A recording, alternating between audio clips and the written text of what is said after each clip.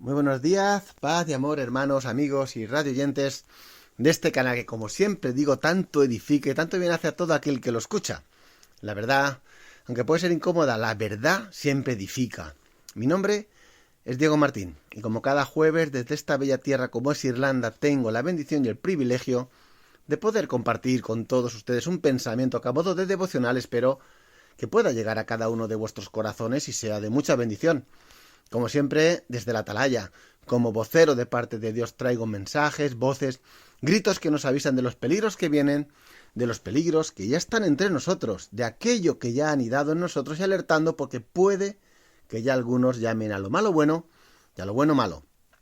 He podido estar unas semanas visitando el país de mi esposa, que es Paraguay, y he tenido pues la bendición de poder conocer el ministerio allí. Bueno, parte del ministerio y también pude conocer el ministerio que tiene Remar dentro de la cárcel de Tacumbú. Quizás algún otro día os hablaré sobre este tema en concreto, sobre el tema de la cárcel de Tacumbú, pero me di cuenta lo importante que es llevar la palabra de Dios a todos los rincones del mundo, incluso en la cárcel.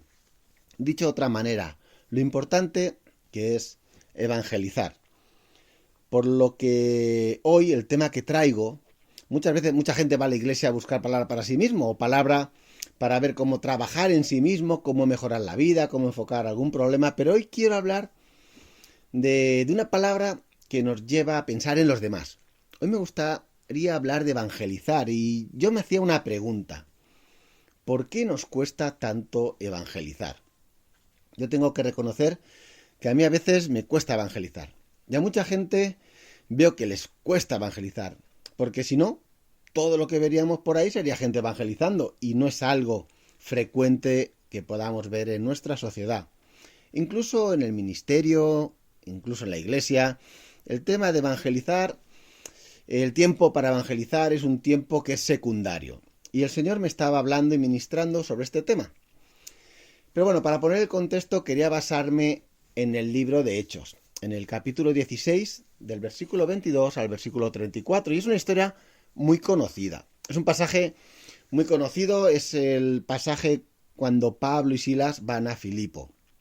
Y para poner un poco de contexto, me gustaría recordar que Pablo, en un principio, quería ir a evangelizar a Asia, y bueno, por circunstancias el Espíritu Santo no le dejó ir a Asia, ¿no? Entonces, en una visión, recibió la misión de ir precisamente a Filipo.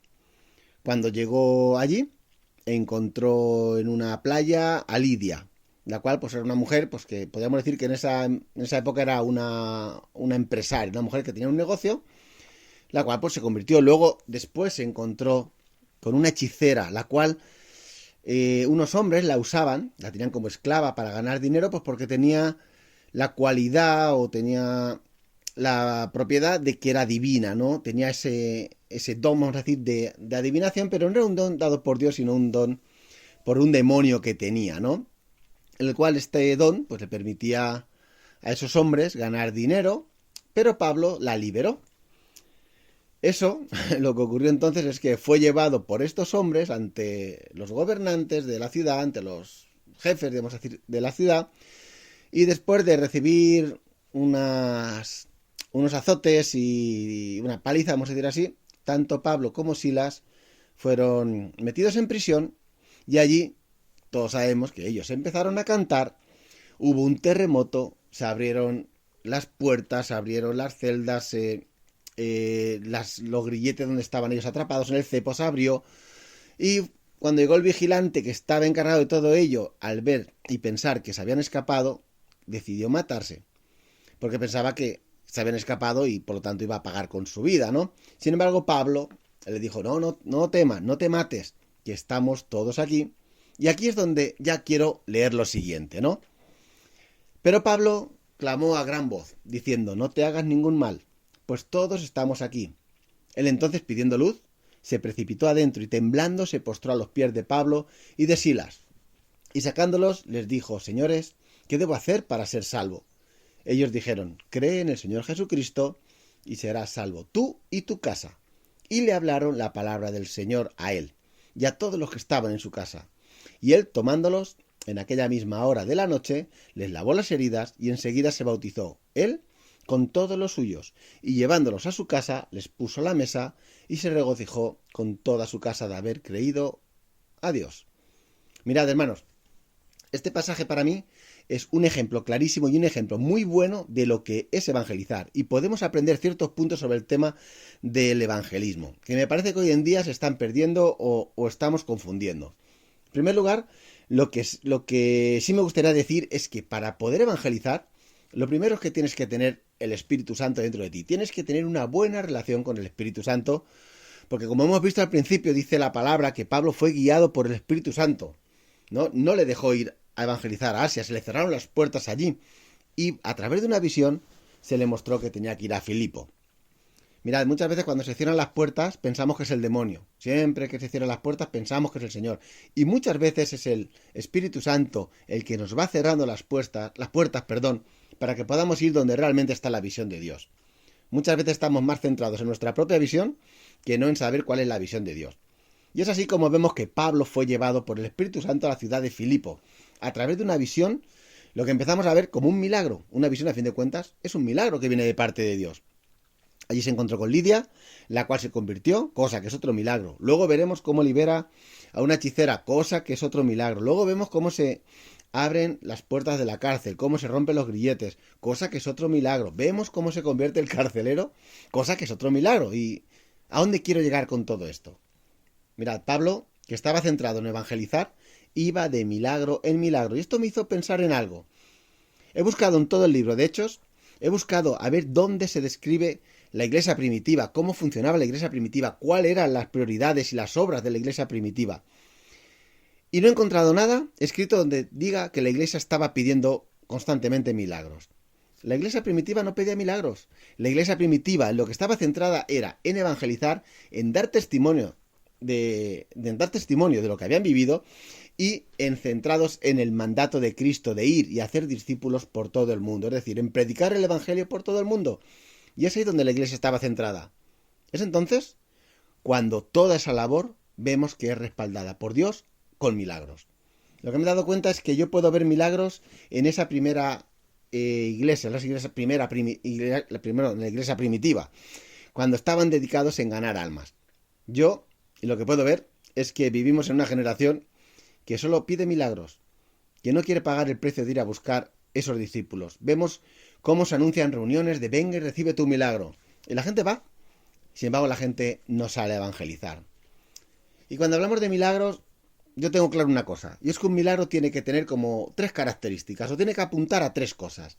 Lo primero, tiene que apuntar a glorificar a Cristo. En segundo lugar, un milagro tiene que apuntar a parecernos más a Cristo, a ser como Cristo. A fin de cuentas, la obra del Espíritu Santo en nuestra vida es transformarnos para ser como Cristo. Y una de las características o del carácter de Cristo era hacer milagros. El usar el poder del Espíritu Santo a través de Él para hacer milagros y hacer bien a las personas. Y la tercera característica que debe tener un milagro es que otros conozcan a Cristo. Es decir, que sirva de testimonio, de prueba de que Cristo es real, de que Cristo es poderoso, de que Cristo es el Hijo de Dios. Pero podemos ver que hoy en día eso ha cambiado. La gente está preocupada en los milagros, no está preocupada en evangelizar. La iglesia, muchas veces en el ministerio, estamos más preocupados de que funcionen las ventas, de que funcionen los proyectos, en que nos abran las puertas para un permiso concreto. Y muchas veces no estamos preocupados en la gran comisión que es ir y predicar el evangelio por todo el mundo, hacer discípulos.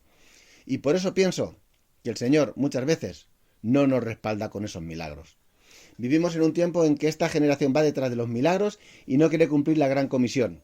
Y aquí podemos ver el ejemplo que cuando creemos en Cristo y vamos detrás de la gran comisión, los milagros irán también detrás de nosotros.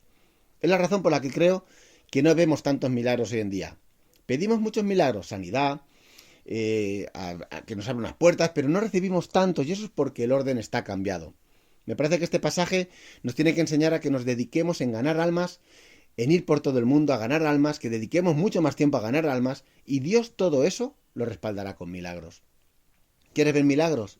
¿Quieres que Dios respalde el ministerio que llevas? ¿Quieres que Dios respalde la iglesia? Dedícate a evangelizar, a ganar almas. Cuando estamos preocupados por las necesidades, perdemos el propósito de Dios, que el propósito más precioso de Dios es ir y predicar el evangelio, el hacer discípulos. Si vives centrado en extender el evangelio, No te preocupes, el Señor se encargará del resto. Dice la palabra de Dios, los que crean en mi nombre echarán fuera los demonios, hablarán nuevas lenguas, tomarán en sus manos serpientes, beberán cosa mortífera y no les hará daño, sobre los enfermos pondrán sus manos y ellos sanarán. ¿Cuánto me gustaría que esto lo viviéramos en el ministerio en el que servimos? ¿Cuánto me gustaría que esto lo viviéramos en medio de nuestra iglesia? Y decía el texto, que mientras Pablo y Silas estaban cantando, dice que los demás presos estaban mirando. Los demás presos son los no creyentes, y eso van a ser siempre. Siempre va a haber gente que va a estar mirando a nosotros, ¿no? Siempre va a estar gente mirando. Habrá gente que no lee la Biblia, habrá gente que simplemente sabe una oración de esas de cuando enseñaban de niño, ¿no? Que no sirve para nada, vamos a decir así, ¿no? Y que verán ahora un testimonio, ¿no? Es otro aspecto del evangelismo. Está claro que hay que invitar a la iglesia a la gente. Hay que invitar que la gente venga, ¿no? Hay que invitar a la gente a las reuniones, pero en realidad lo más importante no es invitar a la gente, sino imitar a Cristo. Y lo repito así, lo más importante no es invitar tanto a la gente, sino imitar nosotros a Cristo. Porque los demás van a copiar lo que vean en nosotros. Como hacían en la cárcel aquellos que no eran creyentes, pero que al oír a cantar a Pablo y Silas, ellos cantaban también todos juntos. Y hay otro aspecto que me gusta mucho de este texto, es que cuando el carcelero se va a matar, Pablo le dice, no te hagas mal. Y luego dice la palabra que le habló de la palabra de Dios. Y eso me lleva a pensar que hoy en día muchos son los que se dedican en la primera parte. Oye, no te hagas daño, oye, tienes que perdonarte, tienes que bueno, son como coaches, ¿no? Son motivadores. Te intentan animar, te intentan de que no te desanimes, ¿no?